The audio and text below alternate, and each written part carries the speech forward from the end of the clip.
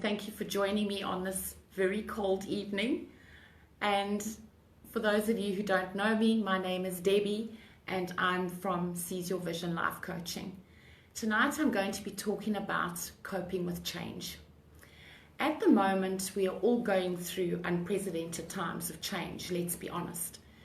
Because of COVID, there have been so many changes brought about through regulations and the government, and because of that, we are now looking at changes that are affecting us and our lives. It can be financially, it can be in our businesses where suddenly things just aren't working. It can be a whole load of things. So we are all going through a huge amount of change at the moment. Change really is something that we all have to cope with. It is one of the most constant things in life, and that is change. And it's inevitable. It doesn't matter which year, which month, there is always going to be change.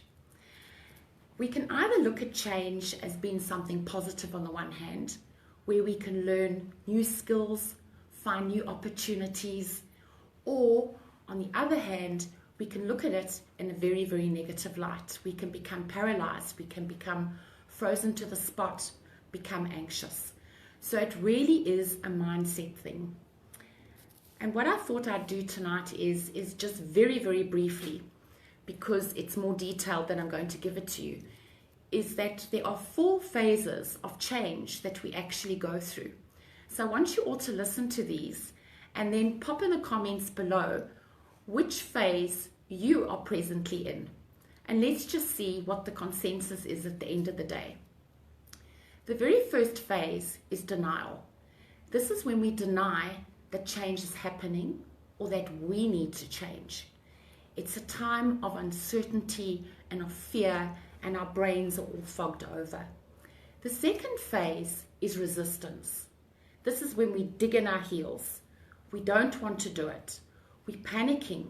We don't want to leave behind anything that was familiar. We find the future and that change frightening. So it brings up a whole load of emotions. And this is when we start to lose morale and we also start to procrastinate. Then the third phase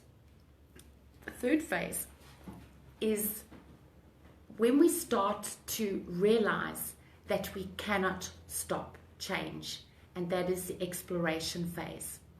And this is then when we start to get to grips with how we are feeling, what we need to do, whether we need to brainstorm, that kind of thing.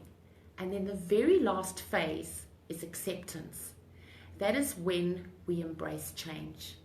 So I challenge you all now to just pop in the comments below, which phase are you in? Are you in denial, resistance, the exploration phase, or are you in the acceptance phase? And very much like grief, when we face change, there are losses involved and there are risks involved. And change is very much like an ebb and flow. It's like the winds. It's calm one minute and then it's huge storms. So it's something that we need to understand and realize. So how do we accept and cope with change? Because we are all going through some form of change at the moment. I've made a few brief notes, so if you see me looking down, it's just to keep myself on track, to keep this at a quick 10 minutes. The very first thing we need to do is to acknowledge the change, what it means for us and how it's going to actually affect our lives. The second thing we need to do is to understand, what are we feeling? Where are we feeling it? What does this actually mean to us? And at the same time, we need to realize that if we are feeling angry, if we are feeling sad, if we are feeling disappointed, it's actually okay. We need to be able to do that. We need to drop that mask down and be real. If this is how you're feeling, it's okay to feel like that.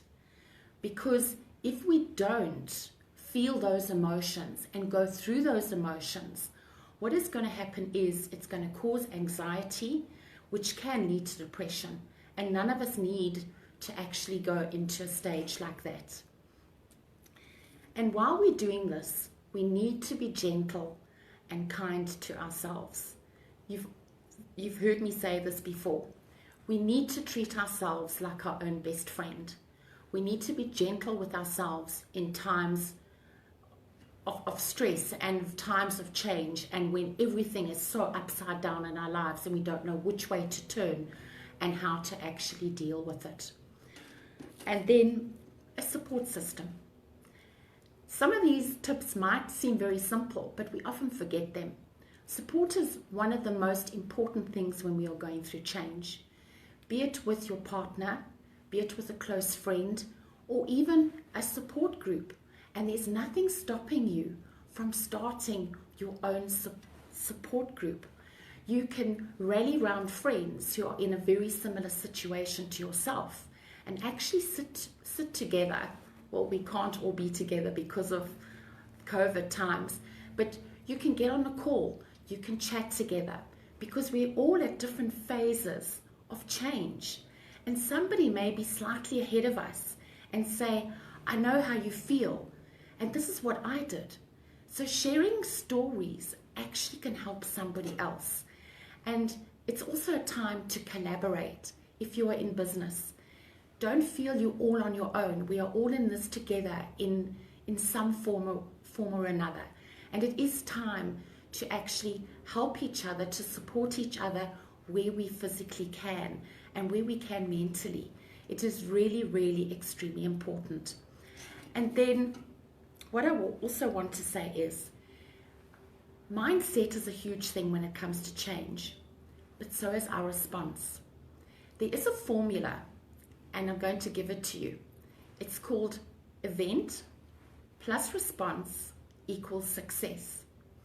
This can be used in business, can be used in your private life, and I'm now going to use it and apply it to change. The event is change. What is your response? If your response to change is going to be negative, what is your outcome going to be? It's not going to be good, is it? No. So, if we can, remember it's your response to change. And that is probably one of the most crucial things that we can look at, is how we can respond to it. It's not easy being positive, and it's not easy trying to change a mindset when you are going through change. So if any of you need help or assistance or want to know more, please feel free to contact me through this group.